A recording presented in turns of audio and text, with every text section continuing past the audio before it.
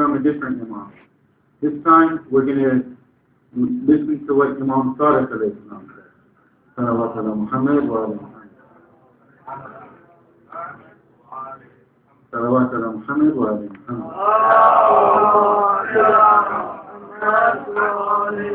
Muhammad. Now, a lot of times the Imams would teach to us through du'as and ziyaras, through supplications and the ziyaras that we have. They would give, it wasn't always the case where the Imam could sit in front of people and teach. Sometimes they had to use different means of education. And one of these means was du'as. So you see the du'as from the Imams, they're full of Islamic knowledge and Islamic concepts. This is something that's very important. The ziyaras are the same way. The ziyaras that stem from the Imams. So there's a ziyaras that we read on Arba'een, which is the 40th day after Imam Hussein alayhi salam passed away. It's on the 20th of September. We read this ziyaras on this day. It's a very important ziyarah, and it's been narrated that Imam Sadiq alayhi salam is the one who introduced this ziyarah. Now the ziyarah starts by giving salam to Imam Hussein. Assalamu alaykum ya Aba Abdullah, and so forth. Then it mentions different qualities of the Imam. It describes the characteristics that Imam Hussein had. For instance, it says, وَجَعَلْتَهُ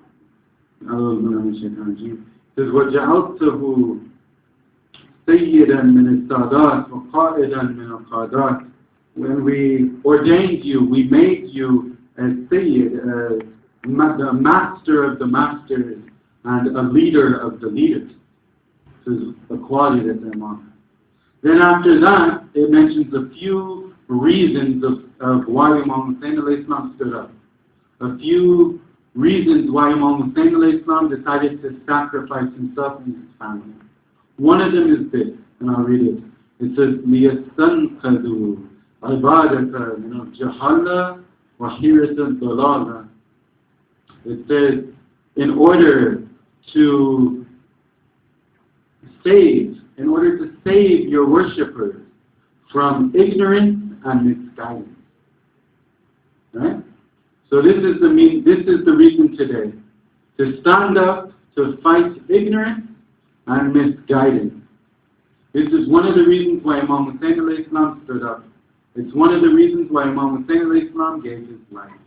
So inshallah today we're going to look at this a little bit, examine ignorance and examine misguidance. First a little bit, defining it and looking at it for what it is, and then during the time of Imam Hussein alayhi salam. With the loud salawat ala Muhammad wa ala Muhammad.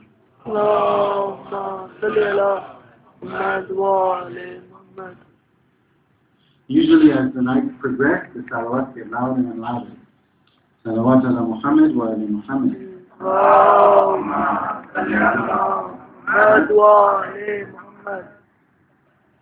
Now, ignorance. Before we start and talk about the ignorance that existed in the time of Bani Umayyah, ignorance, we're going to look at it itself. There's different categories, different types of ignorance.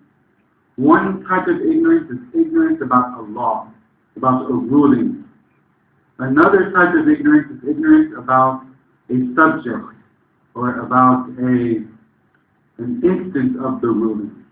And maybe if I give you an example, it will become more clear. There's one time when someone is ignorant or does not know, lacks knowledge about a subject of a ruling. For instance, we know that alcohol is haram, right? Something that's clear. I know the ruling. I'm aware that in Islam, alcohol is haram, and I want to follow this ruling. I don't want to break this. I don't want to drink alcohol. Now, of course, this is water. Now, this cup of water, I believe it's water. I got it, the brother gave me this, and there's no reason for me to assume that it's anything but water. So it's permissible for me to drink. Now, imagine I drink it, I found out it was, some kind of alcohol. That's haram for me to drink. I knew the rulings, I knew that alcohol was haram, but I was ignorant about what was actually in this cup. I was ignorant about the subject, about the instance. Now here in this case, It's permissible. So if I drink it and it turns out to be wine, I won't have committed a sin. I won't be punished for that. Of course, if I take a second sip, then I would be. But the first sip, I won't be punished. Right? That's clear. Now, another example on the same thing. Haram meat. Meat that is slaughtered un-Islamically. We know for us, for Shias, and for Muslims, there's only a certain type of meat that we can eat. We can only eat the meat of an animal that's been slaughtered Islamically. We cannot eat the meat of an animal that dies in any other fashion. Right? So, if we go to a person's house, a Muslim's house, or if we go to a Muslim restaurant that says, that has a halal certification on it, and they give us this meat to eat, they give us a chicken burger or whatever, they give us some kind of meat, and we eat it, it's permissible for us, because we got it from the hands of a Muslim. We got it from a restaurant that says we provide halal food. So for us, we've done our research. It's fine for us to eat this meat. Now, if it was haram meat, if in actuality this meat was not halal, the Muslim lied to us, the store owner deceived us, and we ate this meat, is it a sin for us? Will we be punished in the next world? Because we followed our duties. Our duty is to take it from a Muslim. Our duty is to make sure that the restaurant serves halal meat, and we did our research. It says it does, so that's it.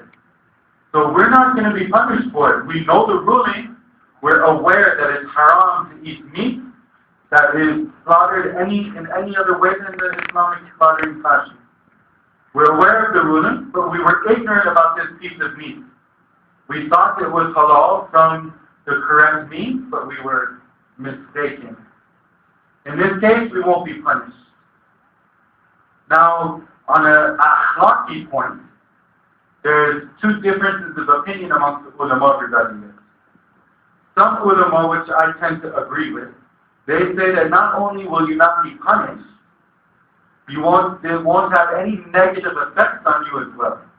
Because there's hadith that we have that say if you eat haram meat, it will have a negative effect on you spiritually for a number of days, where your spiritual status that you're at will fall, you'll crash, because haram meat entered your system. But these ulama, and there's a large number of these ulama, and they're very strong ulama as well, they say that this won't happen, because you did your duty. You did what Allah told you to. If you go to a Muslim's house, and the Muslim offers you food, meat, it's not only are you supposed to take it, it's considered bad if you ask them if this is halal or not. You're supposed to take it and eat it. So you won't be punished, and your status won't go down. But there's another group of ulama that say no, you won't be punished, but it will have that negative effect. The effect, the format, the effect in the next world will be lifted because you were ignorant. But the worldly effect is not going to be lifted, because that's the worldly effect of eating haram meat. So there's a difference of opinion there. I wanted to mention that so you don't say that I'm saying that, okay, it's impossible that there's any effect. No. The main thing is that it's halal. You won't be punished. That's the main thing. Now, if it's going to affect you spiritually or not, there's differences of opinion. So that's the first type of ignorance. I think that should be clear, inshallah. The second type of ignorance is ignorance about a ruling. Ignorance about a law. So the previous ignorance, I know that alcohol is haram. I don't know if this cup is alcohol or not. This ruling, this ignorance is, I know that this is alcohol, which is water. I know that it's alcohol, but I don't know if drinking alcohol is halal or haram. I don't know the ruling, right?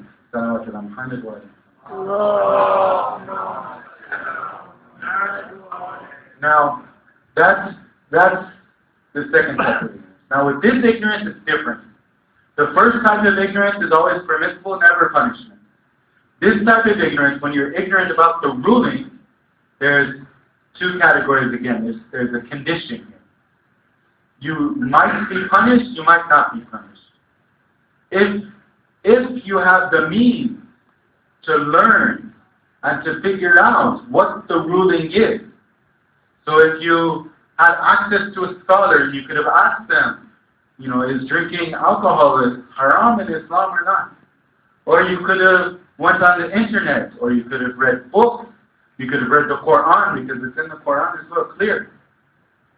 So if you had access to this knowledge but decided not to use it, if you had access to the ability to learn the ruling, but out of your own choice, you say, I don't want to use this, I don't really care, it's not important to me. In this case, even though you were ignorant of the ruling and you didn't know you were committing a sin, you'll still be punished. On the day of judgment, Allah will ask you, why did you drink alcohol? This is a bad example. Why did you drink alcohol? And then you'll say, I didn't know it was haram. Allah will say, you should have went and learned. Why didn't you go and learn? It's your fault. But oppositely, if you didn't have any opportunity to learn, it's a very simple example, but imagine there's somebody who doesn't know this answer, he doesn't know that Islam says, and he doesn't have any access to ulama or books or internet or whatever the case is. There's no way for him to find out if drinking alcohol is halal or haram. In this case, he won't be punished. It's not his fault. In this case, the ignorance that he had was not his fault, therefore he won't be punished due to this ignorance. If that's clear. So we see the two different types of ignorance here. One of them, you're punished if you could have learned the ruling. The other one, you're not punished at all. Right? Clear. Now, this ignorance also is not only about rulings regarding Islamic law. It also speaks into our ideology as well, into theology as well.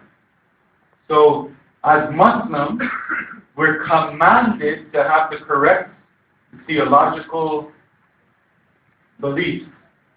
We have to have correct beliefs about Islam. And in the Quran it says many times, الَّذِينَ آمَنُوا وَعَمِلُوا الصَّالِحَاتِ. Those who believe and perform righteous deeds. All over the Quran, all over Hadith. These two items you have to have.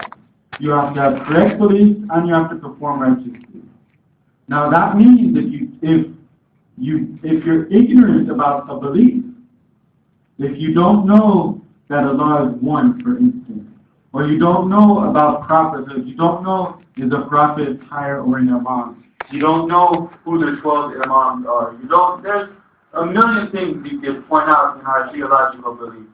If you have questions, if you have doubts, you have to get these answers. Because if you're ignorant to something, and you have the means to learn it, but you decide not to, then you're subject to punishment in the hereafter.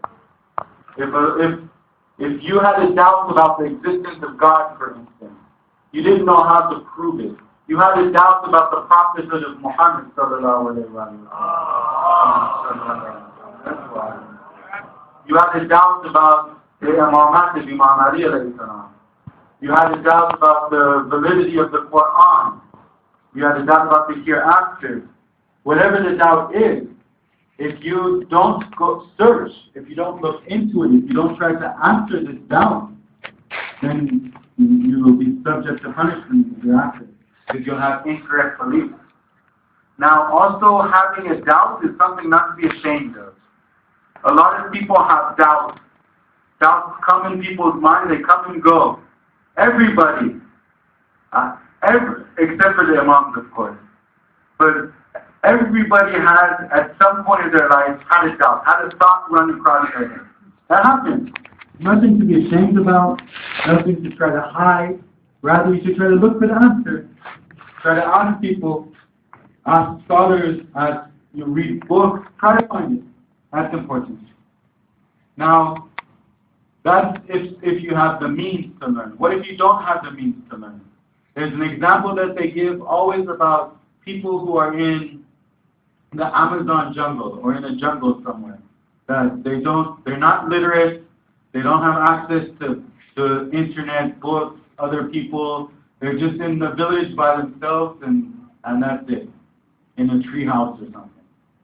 And these people, how are they going to be judged on the day of judgment? They're not Muslim. They haven't accepted Islam. So does that mean they're going to go to hell?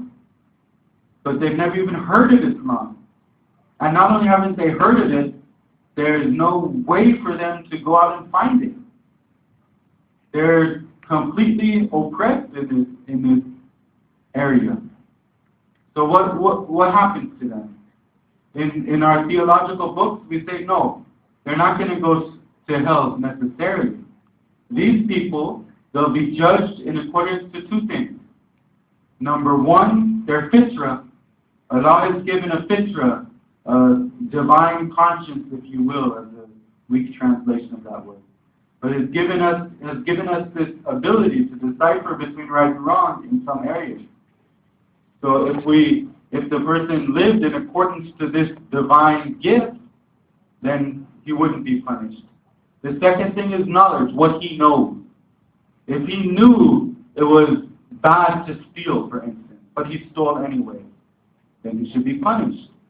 But if he knew it was bad to steal, and throughout his whole life, even in this jungle, he never stole anything, in this case, he shouldn't be punished. So here, with these people, the Shia scholars say that they'll be judged in accordance to these two things, their fitrah and their knowledge. Now, another question has been raised, which is also pretty interesting. This question is about what happens to people who have access to knowledge. They're literate. They could buy a Quran they could read the Quran online. They can buy books. They can research religion, research Islam. There's no limitation. But they are 100% certain that Islam is wrong. Why? Because of all the negative media that is said about Islam. So imagine in America, because I'm from America, I don't know English. But imagine in America, in the southern states of America, the people are it's called the Bible Belt, and they hate Muslims there. And the Muslims exist there, but most people hate Muslims. Now, these people, if they're grown up in a small village, they're small little towns there. They grow up in that place. They go to church all the time. Their preacher is always talking about Islam as the religion of the devil. They worship the moon and all kinds of crazy things. Then on TV, whenever they turn on the TV, they see that Muslims are blowing things up and Muslims are terrorists. Then these people would never, in their right mind, say, maybe Islam is correct. Let me go and research this. That would never happen. These people, they would have to meet a Muslim.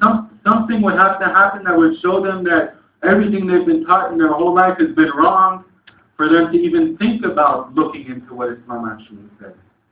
So these people, they don't go and they don't go to search Islam. Now the question arises, are these people like the jungle people, or will they be accounted for not having the correct belief? And there's a difference of opinion about this. If you want to research into this question, there's a very good book. It's called Divine Justice in English. It's translated into English. Divine Justice, written by Sheikh Hamid. And he's one of our strongest scholars that we've had. And in this book, they explain this issue. Sheikh Hamid, he says that he believes that these people are similar to the jungle people. That they'll be judged in accordance to their fitrah and what they knew. Of course, this isn't what all ulama believe. There's differences of opinion. So there's a number of ulama who disagree with him. And they would say, no, if they have the ability to research, that's it. They have to be Muslim. If they don't have the ability, then they're judged in accordance to these two things. Okay? Salawat ala Muhammad wa alayhi wa sallam.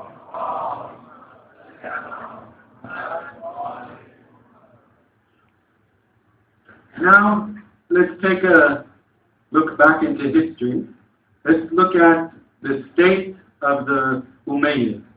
during the state of when they were ruling the nation. And we're going to look at it from the point of view of this ignorance and the law and this guidance. Now, unfortunately, the Muslims at that time, right now for us sitting in this room, for everybody here, it's crystal clear that Yazid was a bad person. There's no doubt about that in our minds. It's very easy. Every one of us has accepted this. It's crystal clear that Muawiyah was a bad person. We don't doubt that either. But unfortunately, for the people of that time, it wasn't that clear for them. I don't know how, but it wasn't. And they weren't able to see that these people hated Islam. Not only did they fight against the Ahlul Bayt, they hated Islam. They wanted to take revenge against what happened to their family members in Badr and Uhud. They were the people who they fought against Islam. Remember yesterday, what was the sentence that Imam Hussein alayhi salam said when Hor stopped him? He said, Allah taroon and al-haq la ya'mal bih wal batil la yatanahi an. Don't you see that truth is not acted upon and falsehood has saturated the society? Don't you see that? He's not saying this has happened. He's asking, don't you see it? Can't you see this? He's trying to wake them up. What's wrong with you? Why don't you see this? Why can't you see that these people are not the rightful leaders? You're ignorant of this. You're misguided. You have to be woken up. You have to open up your eyes. You have to look at your leaders. Now, there's a tradition. I'm going to read one tradition for you. There's a tradition when Muawiyah was passing away, before his death. He was passing away. Marwan ibn Hakam, he summoned Imam Hussein alayhi salam to meet him. Imam Hussein alayhi salam came to him. Marwan told him, pledge allegiance to Yazid. Muawiyah is passing away, pledge allegiance to Yazid. Of course we know Imam Hussein alayhi salam rejected. No way, and left. The next day, it's been reported, the next day or shortly thereafter, they ran into each other in the street. So Marwan and Imam Hussein alayhi salam bumped into each other in the street. Marwan again addressed him. He said, why don't you pledge allegiance? It'd be better for you in this world and the next. Well, in this world, nothing bad will happen to you if you pledge allegiance. And in the next world, I don't know how he assumes in the next world it'll be better for him. But that's from the ignorance. That's from this misguidance. Where they thought that no matter who this person is, Yazid, no matter what he does, he's going to be the leader. So you have to pledge allegiance. It doesn't matter if he's a good Muslim or a bad Muslim. If he's a fawcett or a mu'min, it doesn't matter. So this was ignorance. So Imam Hussein alayhi salam responded. And I'll read for you what he said. He said, Inna lillahi wa inna ilayhi raji'un. Verily, we're from Allah, and to Allah we return. Wa ala Islam as-salam.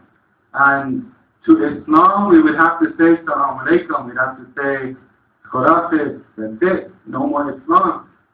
If somebody like Yazid took power, takes power. So this is one. I'm going to continue. So let me reiterate that. He's saying if Yazid takes power, that's it. Islam will be destroyed. There'll be no more Islam to speak of. He continues. وَلَقِدْ سَمِعْتُ جَدِّي رَسُولَ اللَّهِ يَقُولُ I heard my grandfather, Rasulullah, say, الْخِلَافَةُ مَحْرُومَةٌ عَلَى أَبِي سُفْيَانَ The Khilafah is deprived or cannot be given to the family of Abu Sufyan. We know Muawiyah is Abu Sufyan's son, Yazid is his grandson. So here he's saying the Prophet himself, sallallahu alayhi wa sallam, said that the Khalifa cannot be given to these people. They should be deprived of it. He continues. He's quoting the Prophet still. فَإِذْ رَأَيْتُ مُعَوِّيَةَ عَلَى مِنْبَرِي. So if you see Muawiyah on my pulpit, on the minbar, what should you do? Kill him. It's a prophet. If you see Muawiyah sitting on the minbar, kill him. Pretty clear, straightforward. Continues. This is his words again, Imam Hussein's words. وَقَدْ رَاهُ أَهْلَ مَدِينَةَ عَلَى مِنْبَرٍ وَلَمْ يَبْقِي. And the people of Medina saw him on the minbar and they did not kill him. So what happened? فَابْتَلَاهُمَ اللَّهُ بِيَزِيدَ فَاسِقٍ. So Allah inflicted them with Yazid, the Fasiq, the corrupt. So Yazid is a punishment to the Muslim nation for them not listening to what the Prophet said about the Khalifate and giving it to the family of Abu Sufyan. So how would Imam Hussein alayhi salam give allegiance to this punishment of the Ummah? Impossible. Can't happen. If it happens, Islam is destroyed. Now, in the last few nights, every night I've been mentioning a few points about how bad Yazid is. I'm going to continue that again today. So Yazid, we know, as I said, he's someone who hated Islam. He was not just someone who drank openly, as he did, or was a womanizer, as he was, or even a murderer, as he was. He had a hatred for Islam. But it went even beyond that. It's been said in Medina, he ransacked Medina, he attacked Medina during his time. And when he attacked Medina, he surrounded it, attacked it, and then he gave his soldiers 3 days of freedom in Medina. And you know what soldiers do with their freedom. So he let them do whatever they wanted. No punishments will happen. You're completely free to do whatever. This is the leader of the Muslims. This is Yazid, how he's treating Medina. In Mecca, same thing. In Mecca, Abdullah ibn Zubair, Yazid was after him. So what he did is he went in, he took refuge in the Kaaba, in the holy mosque. Now, we have a rule in Islam that anyone who takes refuge in the Kaaba is safe. That we can't attack them. We have to allow them to take refuge. This is a ruling that we have. But despite that ruling, do we think Yazid listened to Islamic rulings? No. He didn't before, why would he now? So what he did, he started throwing rocks into the mosque at Abdullah ibn Zubair and his followers. He would throw rocks at them. He prevented food and water from getting to them, so they were forced to leave. And once they left, he arrested them, and God knows what he did to them. He punished them, tortured them, and the whole lot. So this is Yazid. This is the person who is taking power. This is the person that Imam Hussein alayhi salam is asked to pledge allegiance to. Can anyone imagine that could be a possibility? That Imam Hussein would do something like that? I think it should be crystal clear for us. We shouldn't have any doubt that Imam Hussein alayhi salam did the right thing, of course. If other people ask us why did Imam Hussein do that? It should be easy for us to answer this. Just look at Yazid. How could someone like Imam Hussein pledge allegiance to someone like Yazid? It just can't happen. Now, before I get into the second segment of the speech, every speech we've been going over the message of these purposes. So today was the 5th night. The purpose was what? Fighting ignorance and fighting misguidance. So what's the message of this? How can we implement that in our own lives? That's what's important. These majalis that we come and we mourn Imam Hussein alayhi salam, they are not only for us to express our grief. Expressing our grief for Imam Hussein is very important. It's something that we must do, not only in secret but in public. It's something that has to be done to carry the mission, to let it go forward. But that's not all we should do. It doesn't stop there. We should also use this majalis, insha'Allah, to try to take a step closer to Allah as well. To try to implement the sentiments that Imam Hussein alayhi salam is saying. If we consider ourselves people who are true mourners for Imam Hussein, we would be those who would try to carry out his mission, who would try to finish his mission, not only mourn about what happened to him. Last night I went to another majalis. He mentioned a very nice analogy for this. He said, imagine this Sheikh Shomali. Imagine a doctor, right? This doctor wants to go to a place that's very dangerous in order to heal people. So imagine some dangerous place where there's a lot of criminals or there's not a lot of laws, but there's some kind of epidemic there. So the doctor wants to go there to cure these people. Now, what happens is the doctor goes there, he's killed. The doctor is not able to cure the people. The people kill him, other people kill him beforehand. Now, we would say, mashallah, this doctor, if he's Muslim, he's shaheed, right? We say this doctor he did a positive thing. He tried to help humanity. He tried to save this group of people.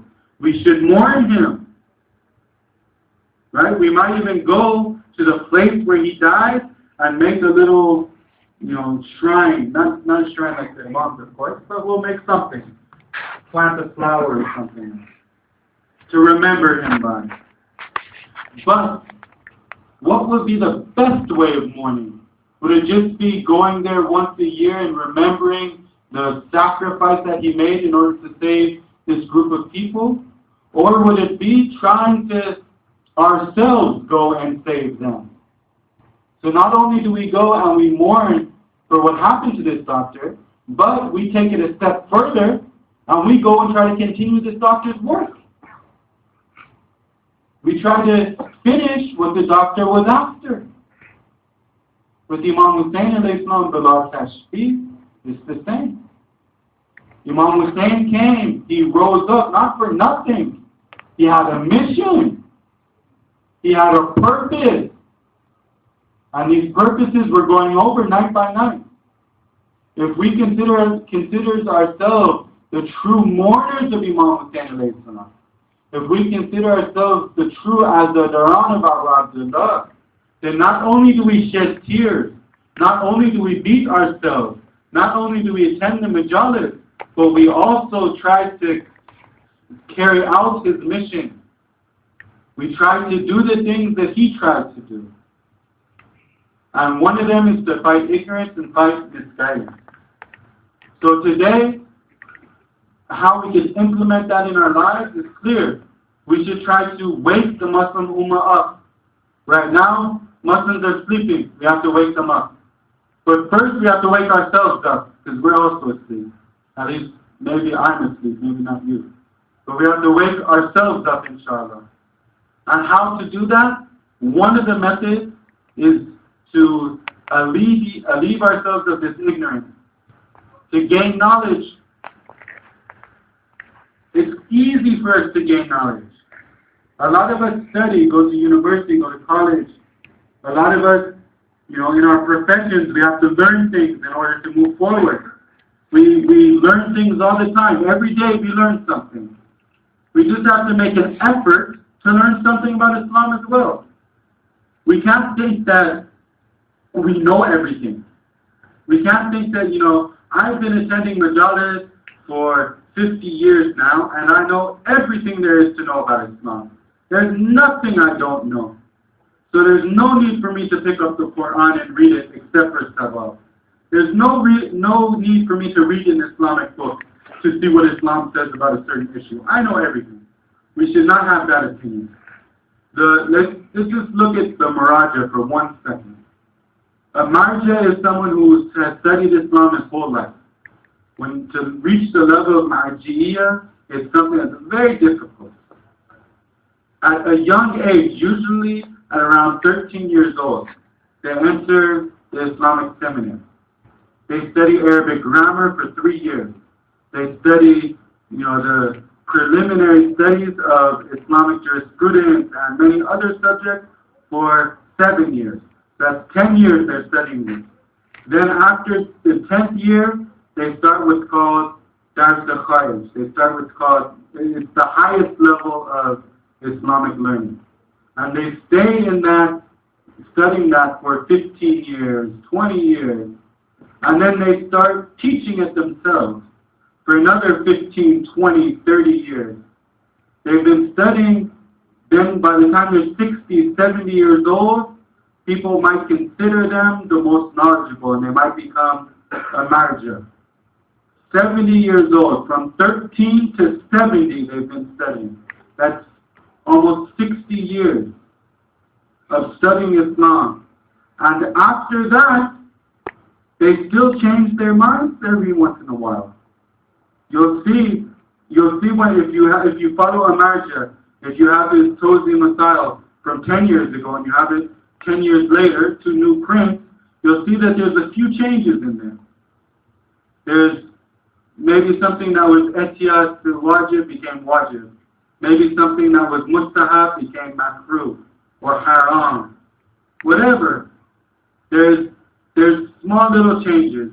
And this shows that, it doesn't show that they were shirking their responsibility, that they weren't researching correctly. It shows that there's still more to learn. After 60, 70 years, there's still more to learn. And we attend Majlis. We might read a book here and there. They study night and day. Night and day for 60 years. So definitely, Islam is an ocean. It's a vast ocean. I'm not saying that, okay, now it's useless. You shouldn't study anything because you won't be able to get to that level. No. But we try to do as much as we can. In this society, there's Islamic books available to us. There's websites that have Islamic knowledge on them. There's speeches you can attend. There's classes you can attend. There's ulama, even in your city, you have Sayyid Sakain here. You can make use of the ulama, make use of the books. Learn Islam, but you have to make that intention. You have to make that, you have to have that drive yourself. To just read a book a little bit a day. There is an akhlaq teacher that I listened to, and he said to read for 5 minutes the Tozi Masail every day. 5 minutes. That's not a long time. Everybody has 5 minutes. Just read a couple rulings, keep them keep them fresh. Read. Islam is important. This is how we can keep it in our lives, inshallah. Salawat ala Muhammad wa ala Muhammad.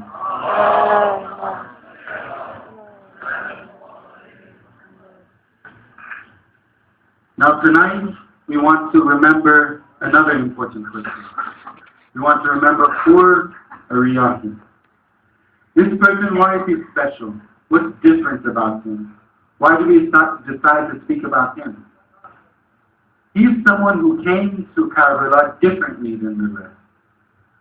Most of the people went with Imam Hussein from Medina or from Mecca or met him along the path. They entered Karbala together. But Khur, he went with the enemy's army. Ubaydullah ibn Ziyad sent him to Karbala in order to stop Imam Hussein, in order to lead Imam Hussein to Karbala, in order to prevent Imam Hussein from being close to water. This was his order. And despite that, despite these things that he did, people around the world, Shia, sit in masajid and Husseiniyyas and Mambargas throughout the world, and they cry for this person, for Khur. They cry over what happened to him. It's something that's amazing. It's an amazing story. Now, it was said, this is in the Maqtal of Sheikh Saduq, he said that when Khur left Kufa, when he was ordered to leave by Ubaydullah in order to do what he had to do, he said he heard a voice in the sky. It said, Ya Khur, we're giving you good gladings of paradise. We're giving you news that you'll be taken to paradise. And he thought to himself, how is that possible? Right now I'm going to fight the grandson of Prophet Muhammad sallallahu alaihi wasallam. How is it possible that I'm going to be given paradise? It doesn't make sense to me. But he continued, he went. When he went, he met with Imam Hussein. He asked Imam Hussein a question. He said, Man anta ya Aba Abdullah. Who are you, Aba Abdullah? Imam Hussein answered him. He asked, are you with me or against me? It's an interesting question. Something that made him think. He continued to have these thoughts in his mind. He knew something was wrong. He knew even when he said, when he thought, how could I be given paradise for fighting the grandson of the Prophet? He knew that this was something wrong to do. But at this point, his attachment to the world was too strong. He wasn't able to sever it then. It was only later that he was able to. But these seeds were planted. Then after Imam Hussein also, when he met Hur, he gave Hur and his army water. He fed their horses. He had the companions feed their horses. And it was said, it's been narrated that Imam Hussein gathered the water and the food for the horses in the morning before Hur came. He knew he was going to come, but he wanted to do this. And Hur, he must have thought, how generous is this person? I've come here as an army to prevent him from moving, and he's giving us water and feeding our horses. How generous this person is. Time for Zuhr prayer comes. Ali Akbar stands up to do the azan. Allahu Akbar, Allahu Akbar. Imam Hussein comes and he invites Hur to pray with him. Hur accepts. Hur and his army make up the last rows of Imam Hussein's prayer. And not only once, but many times. It's been a few prayers over and over again. They would come and pray behind him. Now, when anyone meets with the Wali of Allah, it has an impact on them. It moves them. Inshallah, every single one of us, without exception, will be able to sit down next to our Imam Zaman, inshallah. We'll be able to sit with him, talk to him, conversate with him, tell him our problems, and feel this impact, feel the impact that Hur might have felt. Because it can't be described, it has to be felt. But this is something that he did feel. It's something that changed him. And when the day of Ashura came, it was very difficult for him. He couldn't imagine what was going on. He knew he had to make a decision, but didn't know what to do. First, he went to Omar ibn Sa'd. He was in control of the army. He asked Omar ibn Sa'd, he said, are we really going to go through with this? Is this something is this really happening? Omar said, it's out of our hands. Ubaydullah ibn Ziyad ordered it. We have to follow orders. We have to. It's also been narrated that he said, blood is going to be spilled. Heads are going to be rolling. Yeah. But Hur is waking up. When he heard this, he started to shake. Physically, he was shaking. And his friend Muhajir came to him. His friend came to him, he said, Hur, you're one of the bravest people I know from Kufa. But now you're shaking like a child. What's wrong with you? What's going on? Hur told him, Muhajir, that I have a very important decision to make right now. It's as if I see heaven and hell in front of me. Heaven and hell is in front of me. I will not choose anything over paradise, even if I'm cut to pieces and burned alive. And at that moment he changes. He jumps on the horse. He races to Imam Hussein's side. The companions must have been thinking, who is this coming? Does he want to fight? But then when he gets closer, they see his shield is upside down. His hands are over his head. He's showing signs of humility. His heart is burning for the love of the Ahlul Bayt. But what's he going to say to Imam Hussein? How is he going to ask for forgiveness? When he meets him, he says, Allah, please, I've turned to you, please forgive me. I've caused pain, I've caused fear, I've frightened your awliya and the children of your Prophet sallallahu alaihi wasallam. May Allah protect us from that. May Allah never let us do something like that. Now, then he turns to Imam Hussein. Yabna Rasulallah, Halli min tawbah. Oh Rasulallah, is there any way that I can seek repentance? Is there any way you can forgive me? What can I do? Assalamu alayka ya Aba Abdullah. Assalamu alayka ya Ibn Rasulullah. Assalamu alayka ya Ibn Fatima Zahra. Assalamu alayka ya Ibn Ali al-Murtada. Look what Imam Hussein says, inshallah all of us will get this. He says, Naam, Taballahu alayk. Allah is already forgiving you. You didn't even have to ask me. He's already forgiving you. Whoever takes the opportunity right here. He says, let me turn around and go fight. Give me the permission. Let me go. He went out. Imam Hussein gave it to him right then. Right when he repented, he went out and fought. He went to the battlefield. He fought. He was a strong man. He was a strong man in the army. And he fought very bravely, very honorably. But there's just too many enemies. Too many of them. They started striking at him. They hit him over and over again till he fell. He's dying on the ground. But how fortunate is he? Imam Hussein alayhi salam comes to his side. When we die, who's going to come to our side? Poor Imam Hussein, Abu Abdullah, ran and came to his side.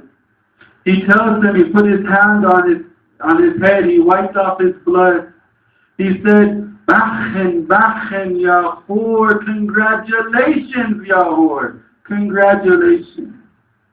Anta Khur, you're free just as your mother named you, fit dunya wal akhirah, in the world and the next. يا ليتنا كنا معك فنفوز فوزا عظيما اللهم لعن قوم الظالمين